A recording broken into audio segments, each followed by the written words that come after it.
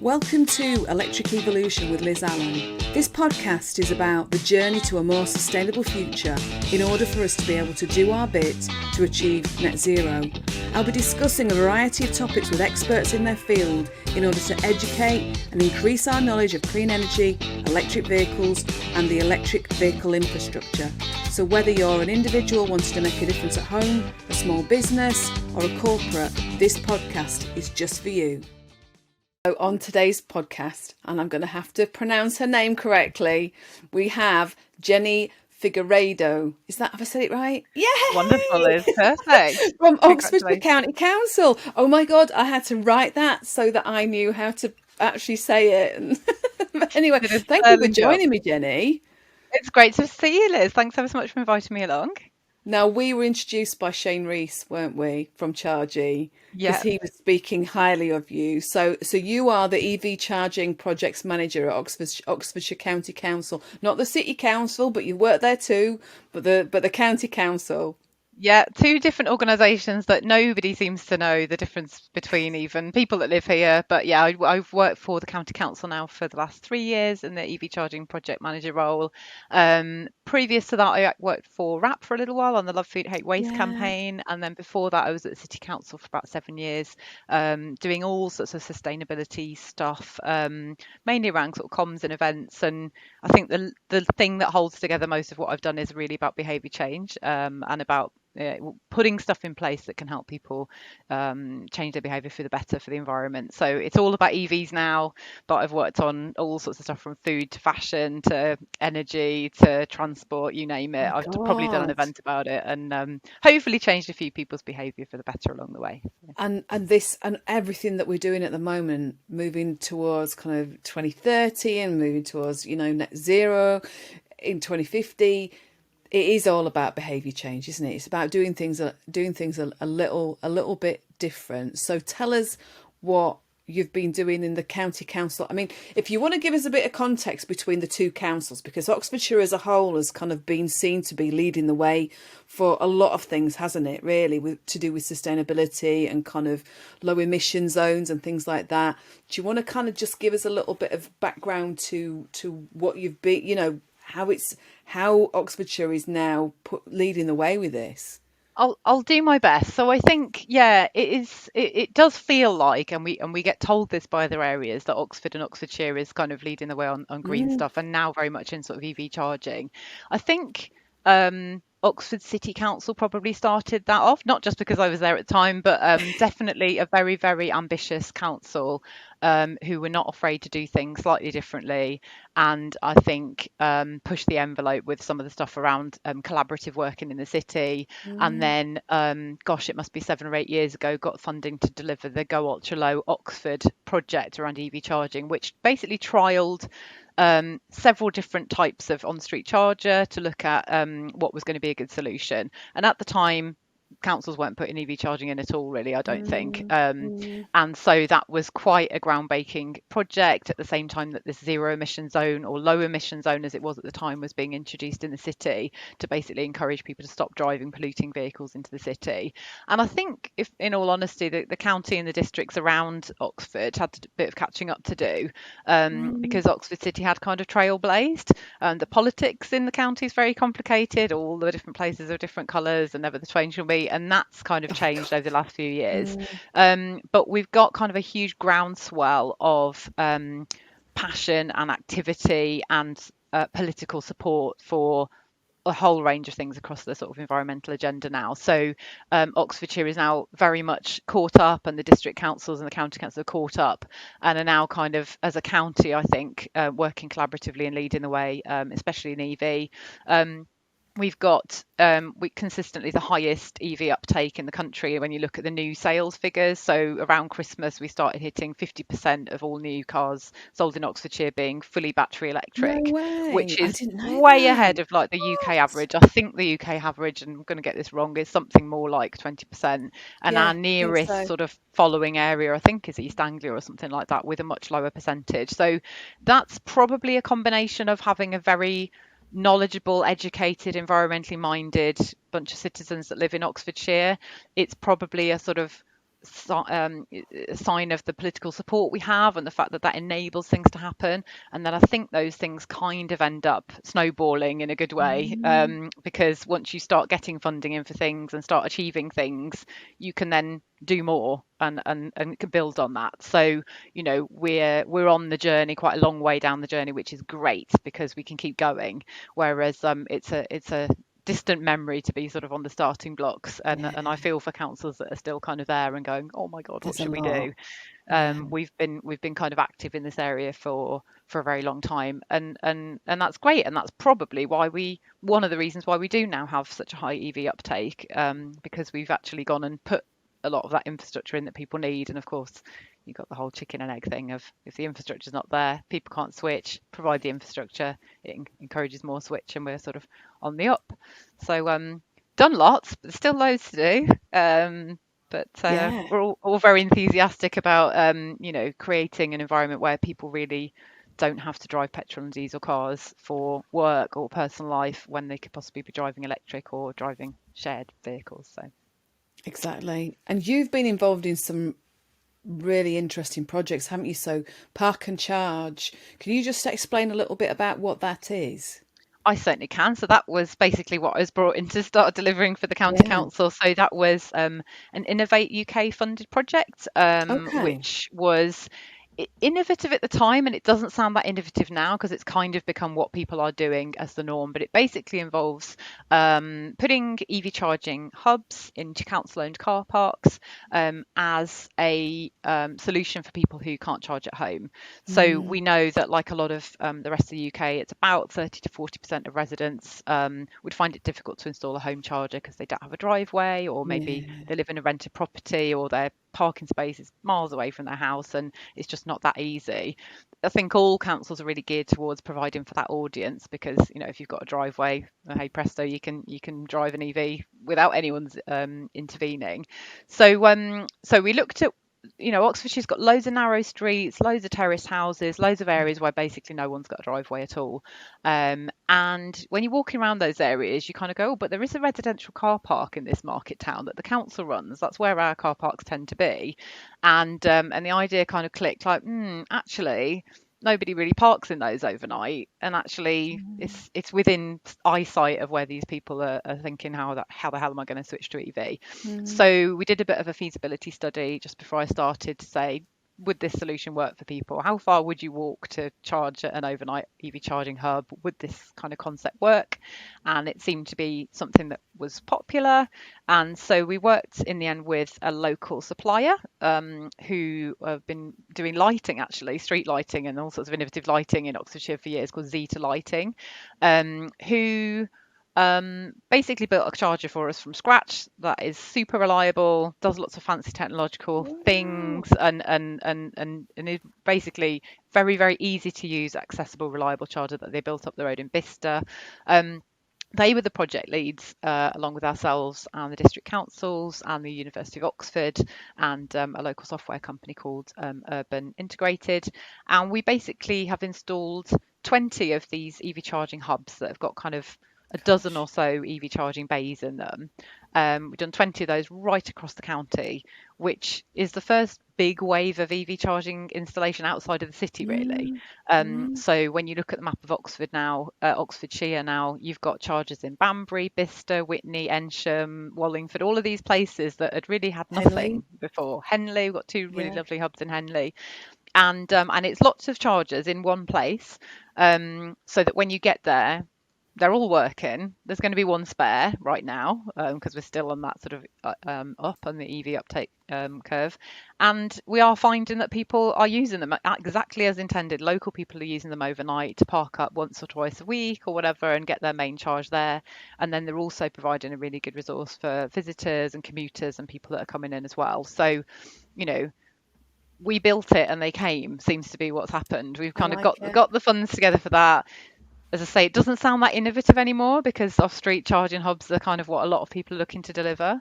But it was certainly innovative at the time, a massive project, a massive kind of leap into the unknown for district councils who hadn't really done much of this stuff before, and it's paying off really well. So get lots of positivity about the charges themselves, the fact that we're made up the road, the places that we've chosen to put them, and the service that people are getting. So it's really good. We're kind of before my time, but the team at the City Council kind of learnt from the Go Ultra Low Oxford on street project that actually on street isn't always the best place for chargers for a variety of reasons. So if you clutter up the streets, it makes them less walkable and wheelable for people in Yeah, wheelchairs and things like that. yeah. It's often one of the more expensive ways of installing infrastructure, and quite often causes a great big bun fight between residents. If you're going to put a charger outside someone's house on one street, either they'll be happy with it and everybody else won't be, or no one's happy with it. You know, Oh it's God. quite a difficult process for put one charger outside someone's house on a residential road, and it is much easier to manage and deliver and cost wise put a Mm, bunch of them in a car park that's near to where yeah, people need them, yeah, and just deal with it that way. So that's what we like, and that's what we're looking to do more of. And you know, it seems like a really good approach that lots of other councils are now adopting as well. So yeah, great project. Really sad when that finished. It took a long time, but yeah. 250 new chargers out there right across That's Oxfordshire good. has meant that lots of people can suddenly make the switch to driving electric, which is what it's all Yeah. about. So how long was the project then? What length of time then? Because you've been, hang on, so you've Ooh. been there since, was it 2020? 2020. So I interviewed for my job when we were allowed to see people physically, and I started my job when everybody was working at home, right in the middle of lockdown, and I didn't No. meet any of my colleagues for Oh months, my and we God. didn't do any site visits for months. So what was meant to be, I think, an 18 months project probably ended up taking more like 2.5 years, 3 years. Part Right. of part of this was because of COVID, and Yeah, part of of it course. was these things always take longer than you Yeah, might yeah. imagine. And actually, one of the sites probably took 3 times as long as all the rest. So the project Oh, officially ended way after most of it had been delivered, but we kind of couldn't close it off until one site had been done. So there's all sorts of complexities involved in terms of how you pick the sites that you're going to work with. So we've got all sort of different ways that we assessed which car parks were going to be good for this in terms of security and energy supply and how they're mm, used and who owns them, and crucially mapping out where the people are that haven't got on street off-street parking, so that of we're, you know, course. placing them in the right places to help those people. So that takes a long time. You've got all the sorts of stuff you need to check out in terms of site feasibility and you know, where you're going to put them, and a bit of consultation with local residents and planning in some cases. And then the actual delivery of it, some sites took a couple of weeks, some sites took months and months and months, because until you get on site, like with any construction project, you're not always sure what you're going to find. Some of the Mm, cables weren't in the places we thought they were going to be once you oh dug a God. hole in the ground, you know, and we've had all sorts of fun and games along the way. But we did it, and I think anyone that was working on the project will say there was probably at least a dozen times where if we went so tenacious it could have fell over, and we were just determined to deliver and determined to get it done, and we did.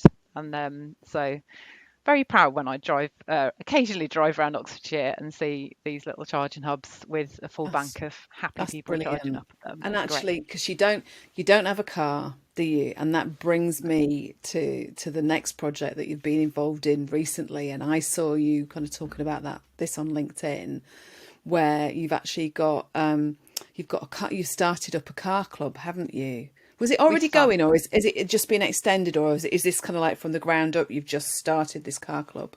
It's pretty much from the ground up. It's with so we basically saw the opportunity that in these hubs we know we've put in more chargers than we need right now, but they're going to Mm, get busy soon.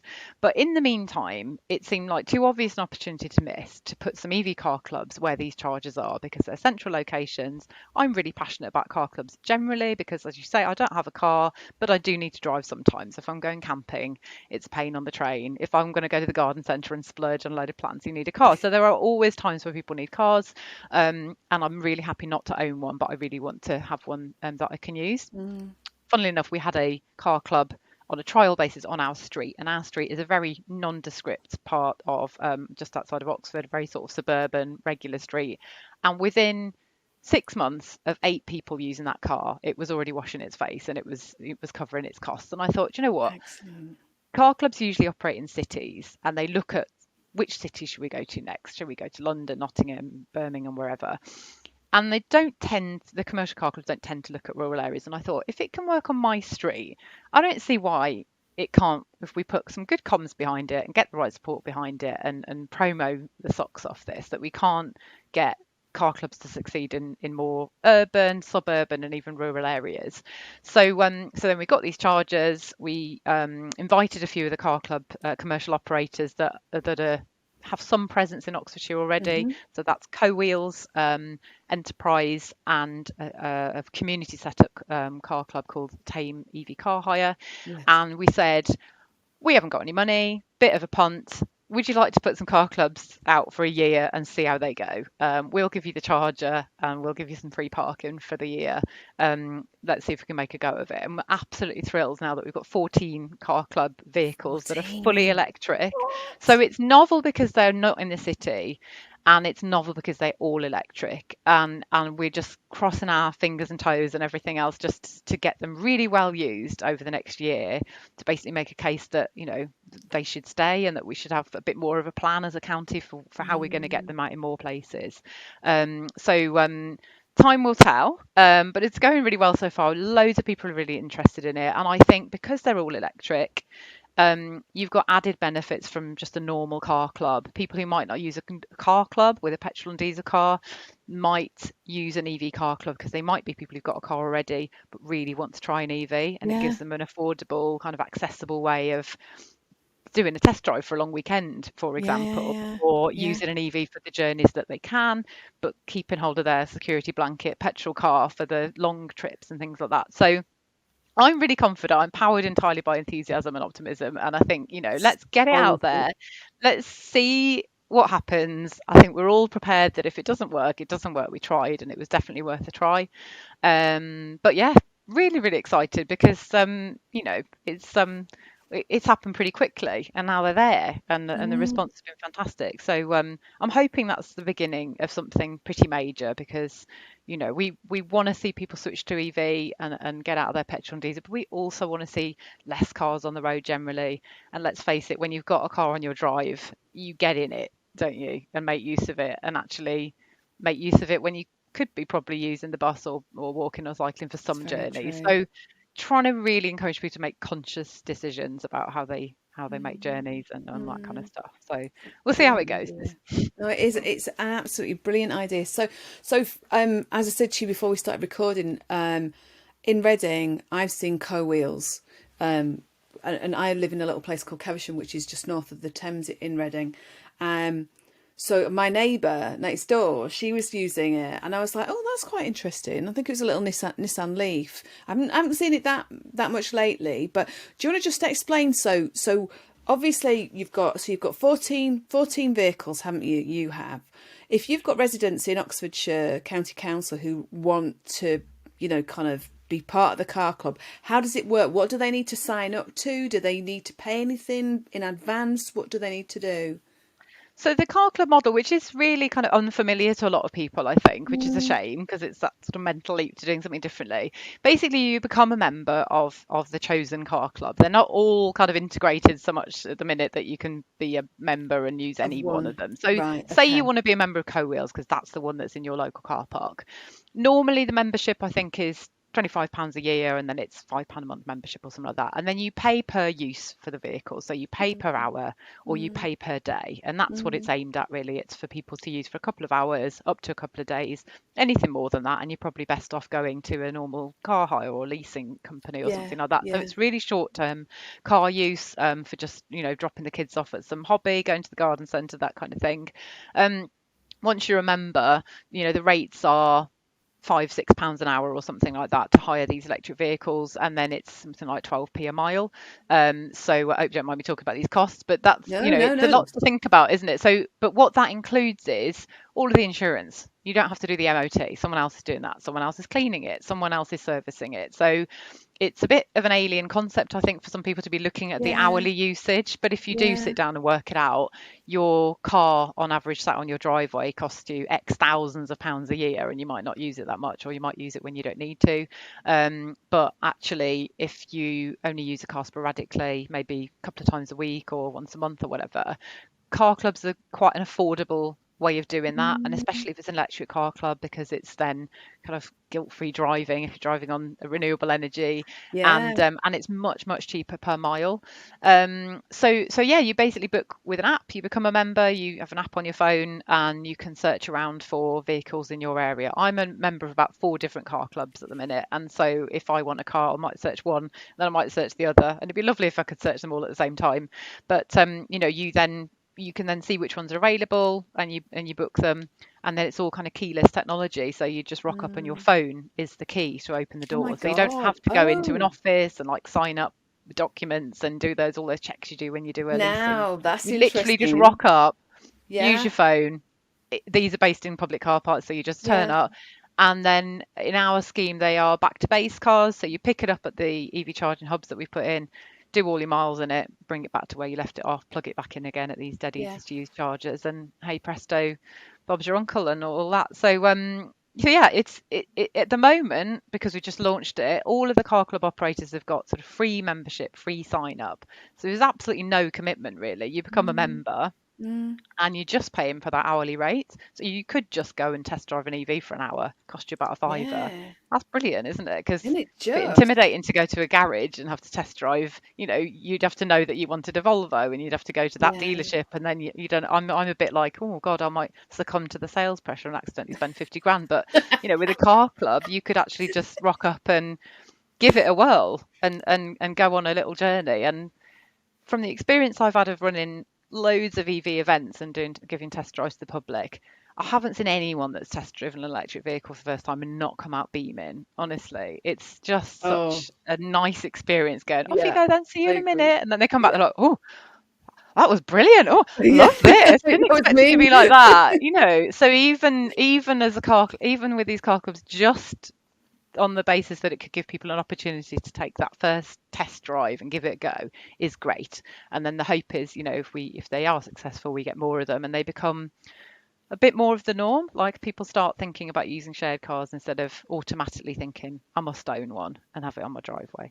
If you drive Mm, a lot, of course, that's sensible for you. And then great, hopefully you can drive electric. But I think there's a lot of people like me who just, you know, are just using a car because that's what we've always done for years and it sits on your driveway and why yeah. not? But I think there's a statistic I read recently from Como UK, who are kind of like the body that regulate or I can't remember what the word is, endorse all of the car club companies, and it's something like 75% of car club users say that it saves money versus using owning your own vehicle. So there's definitely a Mm, financial advantage as well as the environmental factor and the absolutely. convenience as well. So yeah, exciting times. And having that number of EVs available for people, like you said, it would be nice if there was kind of like maybe like a Zap Map version that where you could actually find a car just no matter which organisation it is, but just to be able to have that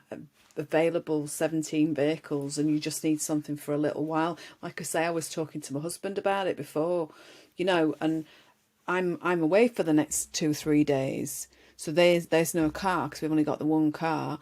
But it doesn't mean that if he needs something, as long as we can find out about where the co-wheels car is, if he needs it, then he can Yeah. kind of use one for a little bit, and it actually opens things up a little bit, especially if you do have to say we've got my 17-year-old, if you've got parents and there's only one car but you actually one person's got it, and it's kind of like, right, well, what do we do now? It gives you Yes. that availability, that ability to be able to kind of just have a car as and when you need it. I think that's it. I think the main, I mean, I'm selling the sort of other reasons why it might be good in terms of giving people a go, but I think the main selling point for car clubs is normally that they do allow people the opportunity to give up their own car. And I think that's kind of really relevant now. We're just coming out of COVID. There must be so many people who have got 2 cars at home because both partners in a They always had household it. used to work or something like that. And now I work at home pretty much all of the time. If I did have a car, now would be the great time to get rid of it, because people are going to be using those second cars potentially a lot less, or Mm, not using cars. So they do provide an opportunity. I think the statistic normally is something like a successful car club might take 20 cars off of the road, which is great in terms of that everybody that's using a car club instead of their own car is probably making more conscious decisions and ends up walking, cycling, but using the bus for more of their journeys than they would do anyway. So there's loads and loads of benefits. I'm probably becoming extremely boring about sort of being evangelical about no, it, but I not just at think, all. in an ideal world, you'd have car club vehicles on every street and you wouldn't have people owning them, and they'd sort of get used to it. But the sharing economy is a bit of an alien concept for people. We're used to not owning CDs and DVDs, and the fact that you just have those when you need them. But Yeah, things like cars, it's a bit of a leap of imagination. But people that I know that rely on car clubs are generally really, really happy with them, and yeah. it's give it a go is Well, our do you main know, message. They're yeah, there. Give before, it a go. It'd be rude not to, wouldn't it? exactly, before, you know, even when my neighbour was using it, I wasn't really kind of au fait with them.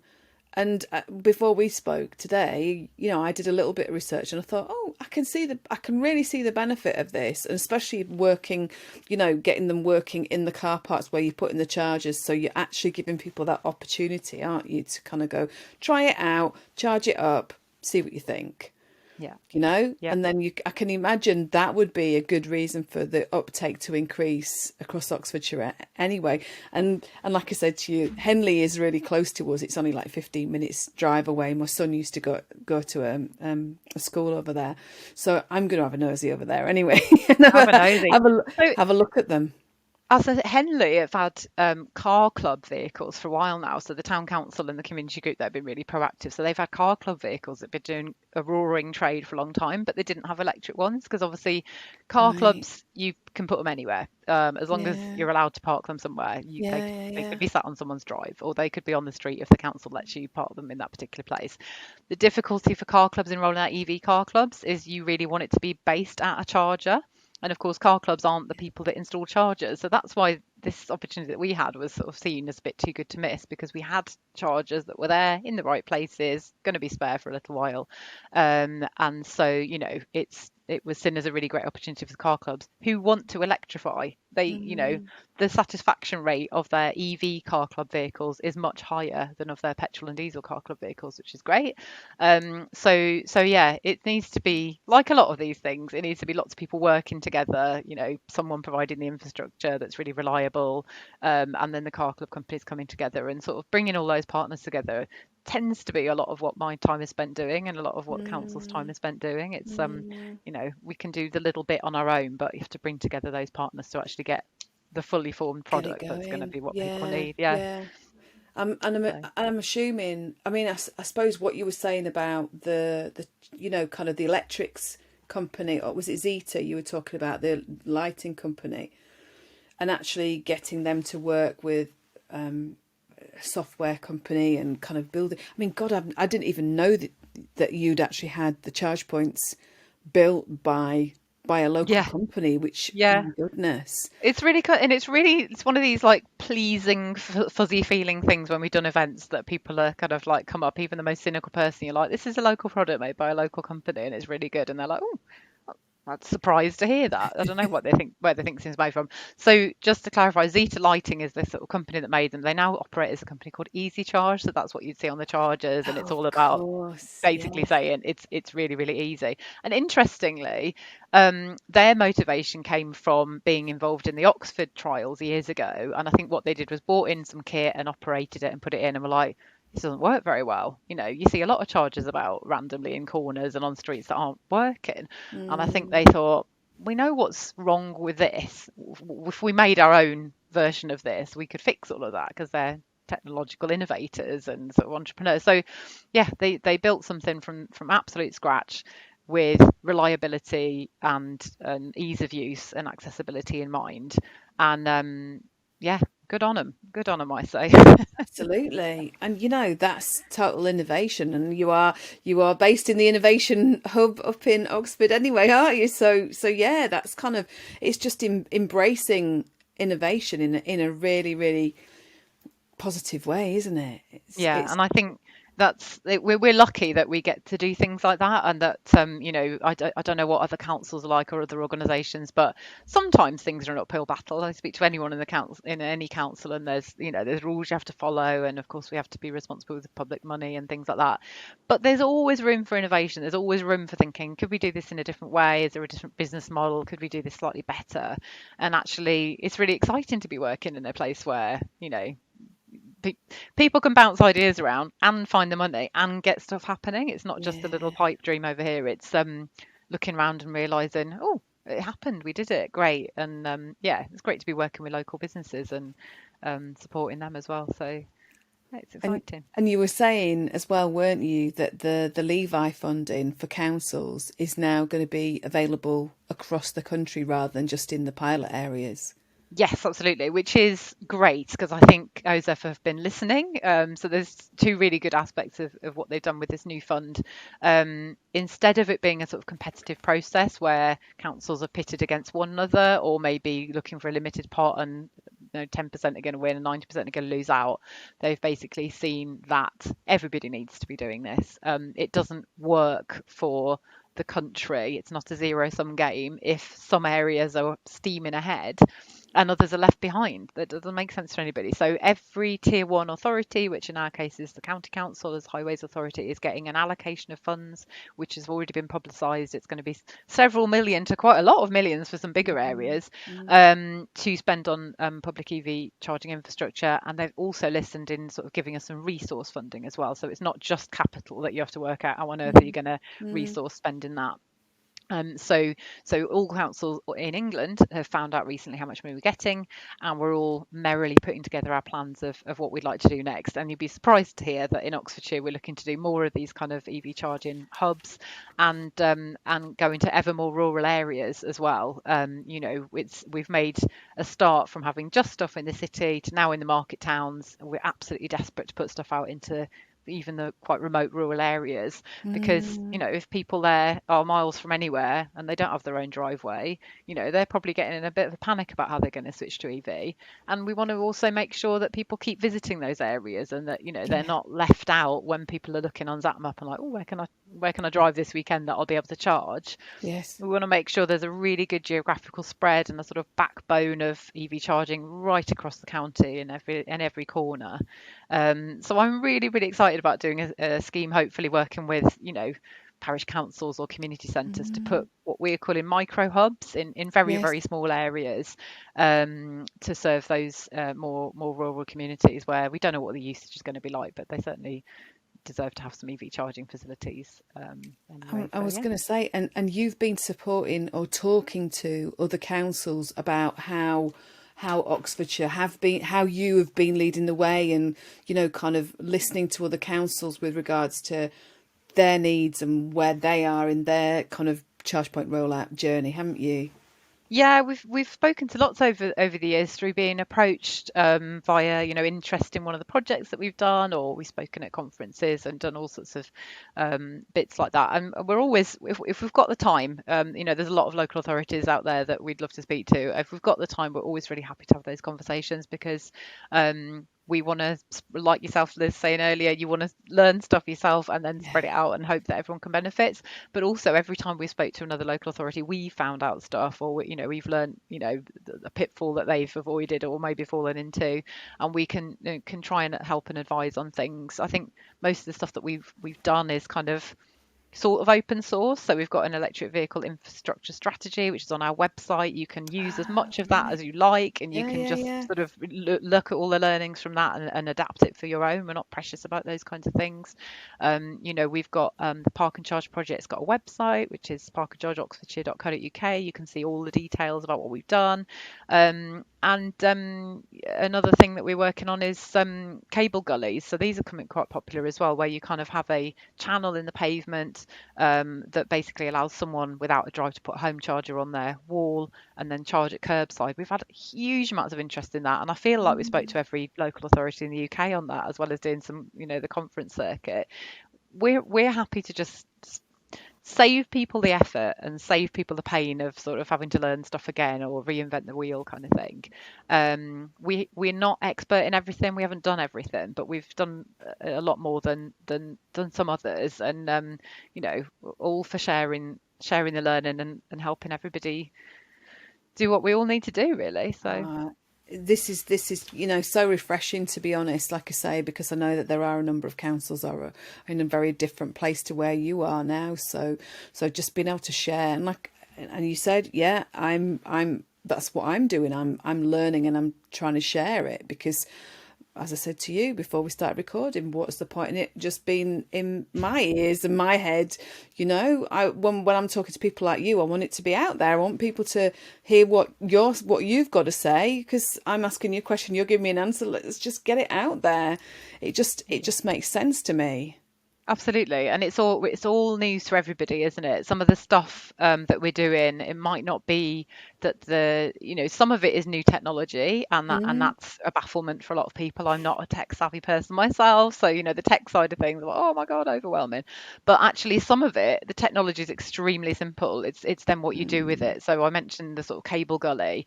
The kit itself is just basically a strip of metal with a hole in it that goes in the pavement. It's the simplest bit of kit ever. It's not got any moving parts. It's not got sort of electronic gadgetry in it. It's a channel, like a storm drain channel, that you can put your cable in so no one will fall over it and break their neck. But actually putting them in the ground and getting them installed and dealing with planning and licensing and all that other stuff is what we've spent a lot of our time on that pilot learning Mm, about. mm. And that's the sort of stuff that, if we can just pot that up and share it out with people so that they don't have to start right from square one and work it all through with their own councils, then, happy days. Oh, I Then love we can all this. get on with stuff a lot quicker and with Yeah, a lot less pain and heartache. And every absolutely. council will be different, and there'll be all sorts of stuff that we can't help with because it's about people and it's about planning departments being different across the country or whatever. But lots of it. Let's share what we've done and let's share what we did that was rubbish, so that you don't do it yourselves. And if we've had a success with something, let's help other people have the same success. Yeah. So yeah, I think it's a sharing is really, caring. really, really good way to be, and just hearing your enthusiasm for this is just, it's brilliant, and I can totally understand if everybody who works for the councillors like you. I'm not saying obviously they are, but if you've got the same enthusiasm, then that's brilliant. No wonder you're doing so well. It's fantastic, It's honestly. a really exciting place to be, and I'm very much like I've worked on campaigns before that were kind of online social media campaigns, and you reach like millions and millions of people with a tweet, and it's like, oh, look at the numbers, but you haven't seen anything happen, and you haven't really engaged with the person directly. But I absolutely love working back at a local level now and doing something that I know that local people really, really need, because they email us all the time to say that they need it, and then you see it out there and then you put on an event and people come along, have a test drive, use the chargers, and you know that you've made a really, really positive impact on people. Mm, A mm. concrete change has been made. And we all get really nerdy. I go around and I'll cycle around on my bike and I'll just check how many people are using those chargers. And it's really pleasing to see that when they're all full, or I can't wait to see people driving these car club cars around Oxfordshire, Oh, or emailing in to brilliant. say that they've all a revelation. They don't need their own car. Yeah. It's so nice to have a tangible impact on local people, and to be able to be in a position working at a council where we can't do everything and we can't respond to everybody's requests and Mm, needs, and we are stuck sometimes, but actually we are in this sense responding to what people have been asking for ages. And the more we do, the more interest is generated. It's great. mm, Years ago, I don't think you'd have parish councils emailing every week going, how do we get a charger? Can we have EV charging in our village? But we'll probably have an email every week at least from a community that's like, we need to get involved with this. It's great. That's brilliant. well, That's you've such a got nice that. problem to have, God, that you've got yeah. so much interest. How are you possibly going to Yeah. meet it? Oh, Really, really nice. it is. And I said this to you before we started recording. This is your secret sauce, isn't it? And I don't mean SOURCE. I mean, it's SAUCE. It's kind of, this is like your ketchup. This is your barbecue sauce. This is the stuff that other councils kind of, other local authorities need to pick up and kind of say, right, we can follow in your footsteps, best practice, look at your best practice. So what would if I kind of sort of start rounding this up, what would your top tips for councils who are a lot further back, who maybe they've just got like I say, the Levi funding, or they've got Oaks funding, the on-street charging funding? What would you say your top tips would be to them? I think the things that we're delivering with like cable gullies and hub-based car parks as an alternative to on-street charging is definitely something to think about. I know a lot of councils have gone with on-street, and sometimes that's always going to be necessary, but I would look at those other alternative things that we've tried and tested here, and they've been really well responded to, and they're much more affordable, easy to manage ways of getting EV charging out in lots of different areas. So I would say, broaden your mind beyond bollard chargers on the street, for one. There's all sorts of people out there, because this Levi fund has come out, there's lots of support bodies around. So people like the Energy Saving Trust, who we're all very familiar with, and Cenex can help with things like data and understanding things. And there's loads of great mapping tools out there as well. So you can actually look at your area and understand, where do people live that don't have driveways and that we need to help, and where are probably solutions likely to be provided by supermarkets or other service stations or other people. So, there's definitely people to lean on. There's definitely things that we've done as Oxfordshire that you could look at and go, actually, that might work for us, and start talking to the powers that be in your council. There's definitely mapping tools to look at, and give us a knock, drop us a line. I mean, our sort of team email address is evteam@oxfordshire.gov.uk, which I look at every day. If you want, if we can spare the time for a quick meeting, or if you've got some specific questions, then please do come along. And to say, our infrastructure strategies on the website, you can download that and have a look at that, and just save yourself reinventing the wheel on some of those things. So no, that's brilliant. Don't hesitate, really, just crack on. Yeah, what we all need just to do. Part of it is just try it. And I know it's difficult in councils getting support from absolutely everybody, but you can get a long way by just giving things a go, and then the sort of domino effect of that leading into other things, and keep going is really motivating. So give it a go, get cracking. Definitely. And you use LinkedIn quite a bit as well, so if anybody wants to kind of read about what you're talking about, what's going on in Oxfordshire, and the projects that you've been working on, that's where you're sharing it as well, isn't it? Yep. So I'm on LinkedIn increasingly as myself, Jenny Figueredo, and if you can spell it, you can find it. and then we've got Park and Charge, which has got lots of social media channels as well. So we're on Twitter, Instagram, Facebook, and we've got a LinkedIn profile as well. So that's loads of information about that particular project. And depending when this is going out, I could do a plug for an event we got coming up. So 27th of May, we're doing a really big event in Oxford at the Redbridge Park and Ride, which is called EVs Are For Everyone. You'd be surprised to see a capital EV in the everyone. And that is about basically saying you don't have to have 80 grand and a Tesla and a driveway and all this sort of stuff to switch to EV. There's car sharing, there's car charger sharing, there's car clubs, there's secondhand EVs, there's vans, there's everything you need is out there, and we just need people to know that. So Brilliant. We're putting on an EV event which is free, and basically says, if you're interested at all, whether you're a business or a resident, come and have a test drive, come and have a chat, come and find out that actually EVs are for everybody. And so And what date is that again? It's 27th of May. It's on a Saturday, and it's advertised on Eventbrite. Fabulous. I think I shall have a look at that myself. And the website for Park and Charge, so it's parkandchargeoxfordshire.co.uk, isn't it? I'm just looking at it on my other screen. Yeah, absolutely. Well done.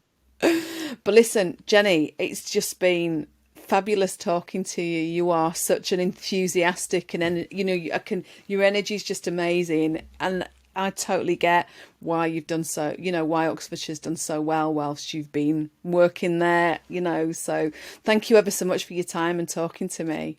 Thanks, Liz. I'm one of a team, but between us, we're really happy with what we've done, and thanks for the opportunity to talk to you, Liz. Hey, if they're all like you, my love, then that's just no wonder you're doing so well. So thank you very, very much for talking to me. Thank you, Liz. And on that note, for everybody else, I'm going to say goodbye, and I shall see you all next week, next week, whenever it is. Bye-bye. See ya. Bye. You've been watching Electric Evolution with Liz Allan. Don't forget to subscribe and click on the bell icon and you'll receive all of our weekly videos. Thanks for watching. See you soon. Bye.